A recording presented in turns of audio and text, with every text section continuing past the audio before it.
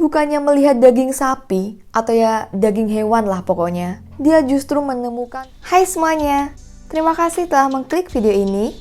Aku Nadia Ayu dan selamat datang kembali. Alhamdulillah sudah memasuki bulan Ramadan ya. Untuk teman-teman muslim sekalian, selamat menunaikan ibadah puasa. Semoga kita bisa meningkatkan amal soleh di bulan yang suci ini. Amin.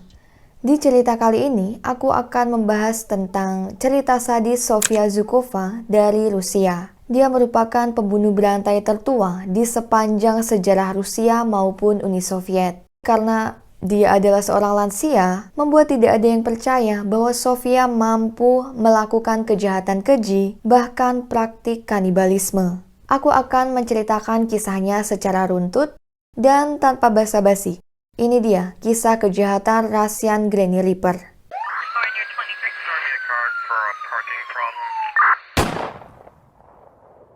Sofia Ivanovna Zhukova lahir pada 29 Desember 1939 di sebuah desa kecil Zhuigina, wilayah Nizhny Novgorod, Uni Soviet saat itu. Masa kecil Sofia sangat dipengaruhi oleh kondisi Perang Dunia Kedua yang tengah berlangsung. Sang ayah pergi berperang di wilayah Eropa membela Uni Soviet, sementara dia tinggal di rumah dengan ibunya. Ayahnya kemudian meninggal 9 bulan setelah Perang Dunia Kedua usai. Sofia kecil gak pernah mengenyam bangku pendidikan. Jadinya dia buta huruf, gak bisa baca tulis. Saat remaja, dia sudah mulai mencari nafkah sebagai pekerja serabutan. Kemudian pindah ke sebuah apartemen kecil di Berezovka, pinggiran kota Khabarovsk. Pindahnya tuh dari ujung barat Rusia ke ujung timur. Dan jaraknya ini jauh banget. Di sana, dia bertemu dengan seorang pria kalem bernama Ivan yang bekerja sebagai tukang pipa. Mereka kemudian menikah dan dikaruniai 3 anak laki-laki. Tapi salah satu anaknya harus meninggal dunia karena sakit.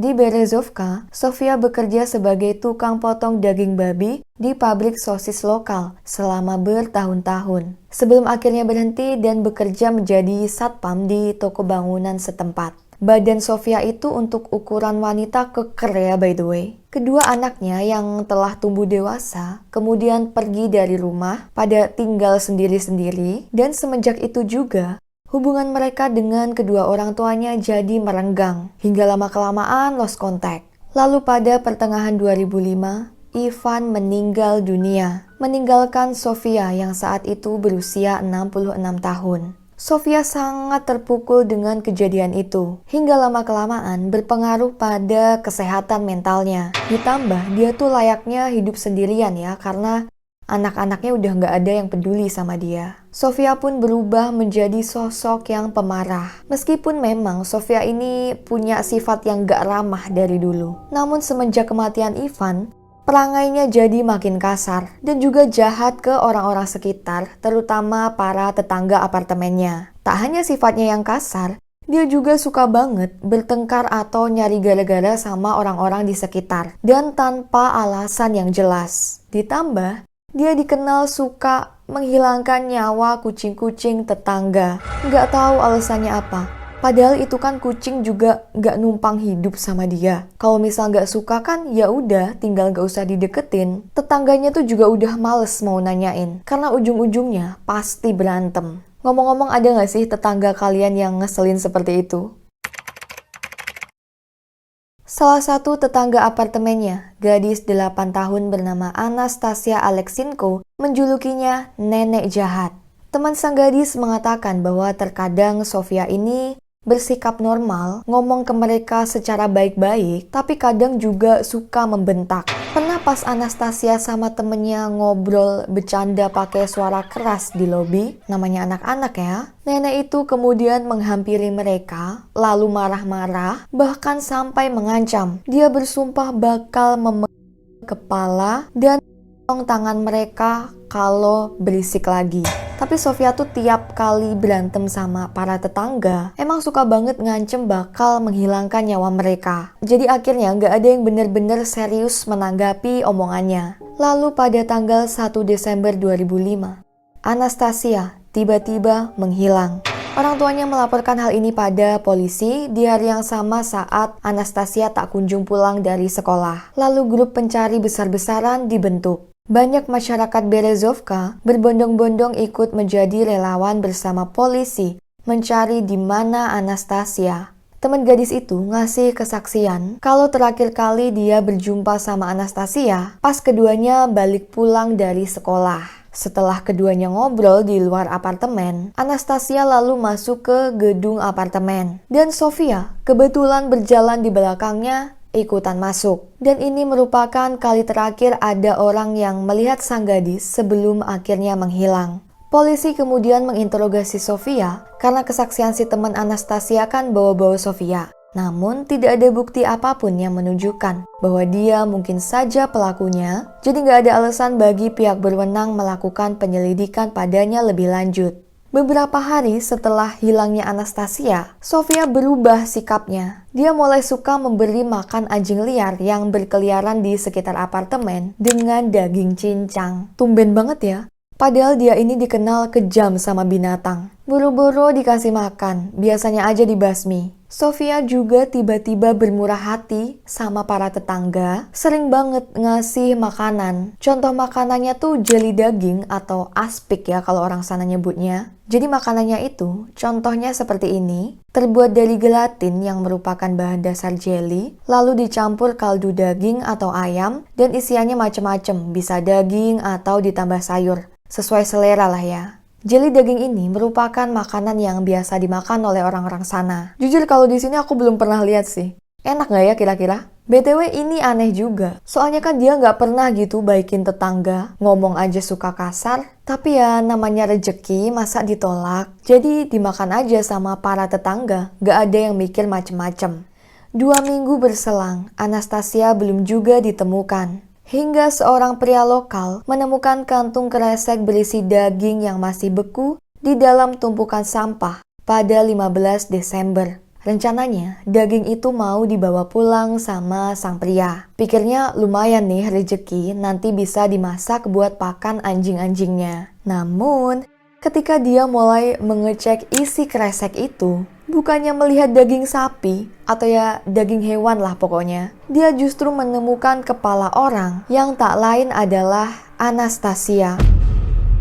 Setelah dilaporkan dan diperiksa oleh pihak berwenang, terdapat beberapa luka benda tumpul di sekitar area kepala. Penyelidik menyimpulkan bahwa gadis itu disiksa, kemudian dihilangkan nyawanya dengan kapak.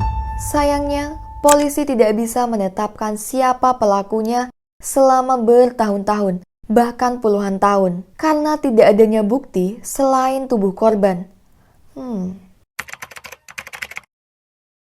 Pada Maret 2013, Anastasia Mikeyeva berusia 77 tahun yang merupakan tetangga Sofia sedang menjual apartemennya. Nama depannya sama ya by the way sama gadis yang meninggal tadi. Unit apartemennya terjual seharga 3 juta rubles atau 511 juta rupiah dan oleh sang pembeli dibayarkan secara cash. Lalu uangnya ditaruh Mikeyeva di bank. Sementara dokumen penjualan dari lokasinya sedang diselesaikan, dia mau menginap di tempat Sofia semalam. Terus pagi besoknya rencananya mau tinggal sama saudaranya di kota Primorye. Namun, Mikeyeva tidak pernah terlihat lagi semenjak malam itu. Saudara yang rumahnya mau didatengin Mikeyeva, kemudian nyariin. Katanya mau ke tempatnya, tapi kok nggak sampai-sampai? Mereka akhirnya lapor polisi. Kurang dari sebulan kemudian, warga menemukan beberapa bagian tubuhnya di sekitar area apartemen. Karena Sofia diketahui adalah orang terakhir yang bersama Mikeyeva sebelum menghilang, dia diinterogasi dan apartemennya sempat digeledah. Sebuah paspor beserta beberapa bercak darah yang menempel diidentifikasi merupakan milik Mikeyeva ditemukan di dalam apartemen. Tapi Sofia menjelaskan pada polisi bahwa temannya malam itu pas dia mau nginep, mimisan karena punya tekanan darah tinggi. Sofia mengatakan bahwa Mikeyeva nggak jadi nginep di rumahnya, lalu pergi dari sana. Karena mereka ini sempat berantem katanya malam itu. Dan Sofia mengaku dia nggak tahu perginya kemana. BTW kalau beneran si Mikeyeva nggak jadi nginep dan pergi dari rumah Sofia malam itu, kok dia ninggalin paspornya di sana? Dan yang jelas, Mikeyeva tuh nggak pernah sampai di rumah saudaranya yang mau didatengin. Sofia sempat dicurigai, tapi akhirnya tidak didakwa bersalah atas kematian Mikeyeva. Beberapa hari berselang, Sofia kedatangan temannya dari luar kota untuk tinggal sementara dengannya bernama Nina Babenko berusia 83 tahun pada April 2013. Dan beberapa hari kemudian, dia menghilang.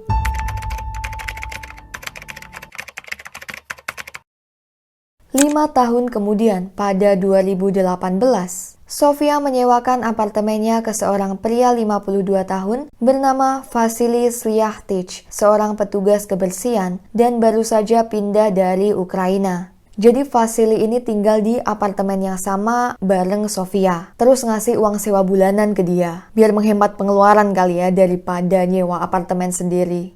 Pada 28 Januari 2019, setelah Vasily mencairkan gajinya, dia pulang ke apartemen. Malangnya, dia kemudian tidak pernah terlihat kembali. Gitu aja terus. Vasily dikenal sebagai pemabuk, suka masuk kerja telat atau bahkan membolos. Jadi ketika dia absen tuh dari kerjaan, gak masuk, teman kerjanya tuh gak ada yang curiga dia kenapa-napa. Tapi setelah beberapa hari Vasily tetap gak masuk dan juga dihubungi gak bisa, teman kerjanya lalu melaporkan hal ini pada polisi. Sofia yang merupakan pemilik dan juga teman satu apartemennya otomatis langsung diinterogasi. Tapi dia nggak kooperatif selama pemeriksaan. Meskipun begitu, pada akhirnya kasus Vasily akan segera terungkap beserta beberapa kasus sebelumnya. Seorang anak setempat melihat anjing memakan sesuatu di dekat tempat sampah sekitar apartemen Vasily.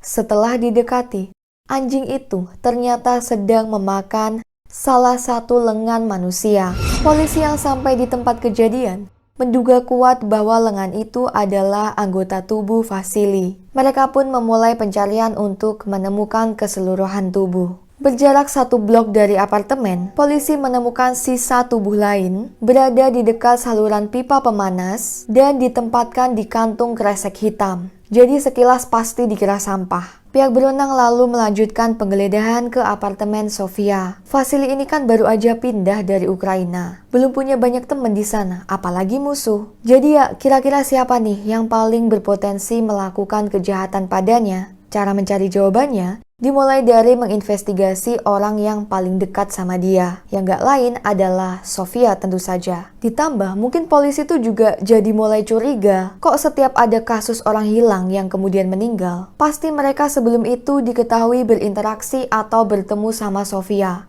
Dan benar saja, di dalam apartemen, mereka menemukan barang bukti mengejutkan tentang apa yang telah Sofia perbuat. Di dalam kulkas, tepatnya di atas piring, terdapat organ Vasily. Mereka lalu melakukan penggeledahan secara menyeluruh. Intinya seluruh apartemen tuh beneran ditelusuri ke tembok-temboknya. Dan mereka berhasil menemukan barang bukti lain berupa noda darah yang sudah mengering di spray Sofia, lalu pisau, kapak, dan gergaji. Pengetesan DNA kemudian mengidentifikasi noda darah itu merupakan milik gadis yang telah meninggal tahun 2005, tak lain adalah Anastasia Aleksinko. Bayangin, padahal dulu Sofia udah pernah dicurigain polisi, tapi akhirnya lolos karena tidak adanya bukti. Sekarang beneran ketahuan setelah 14 tahun kemudian. Menurutku kepolisian tahun 2005 tuh kurang maksimal menginvestigasinya. Karena seharusnya mereka bisa kan menemukan noda darah itu di rumah Sofia. Kalau emang beneran niat menggeledah, orang ini buktinya 14 tahun kemudian aja masih bisa loh dicocokkan. Itu noda darah punya siapa? Apakah karena Sofia ini wanita lansia?